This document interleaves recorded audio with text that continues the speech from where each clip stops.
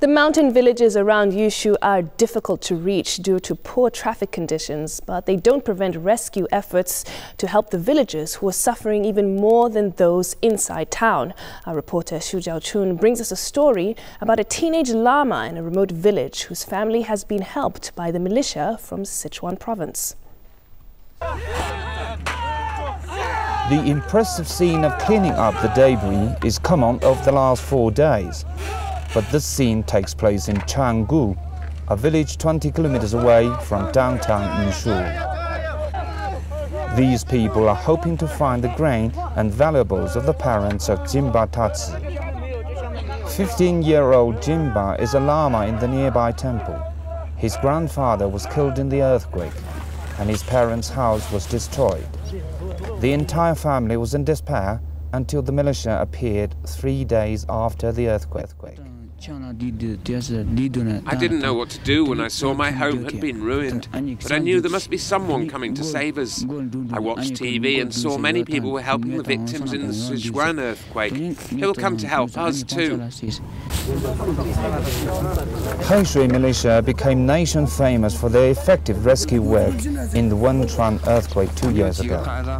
They built a temporary shelter for Jimba's parents.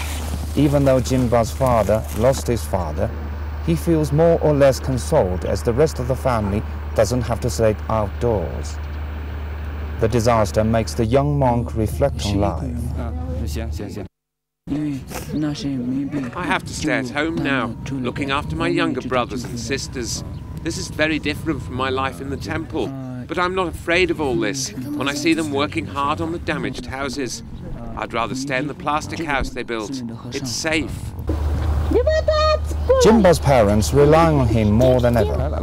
The family is not a rich one, but their most valuable assets, the yaks, are safe. Their only expectation is to obtain government compensation as soon as possible. During his 3-year life in the Lama temple, Jimba Tatsi didn't have to worry about anything in his family. Now, things are different. He has to come home to fulfill his responsibility as the eldest son, helping his parents with household work and looking after his younger brothers. He says he has no time to think about his future, but he simply doesn't give up hope, not only because of his religious belief, but also the help from more and more people he never knows. Xu Jiaochun, CCTV, the suburb of Yushu, Qinghai Province.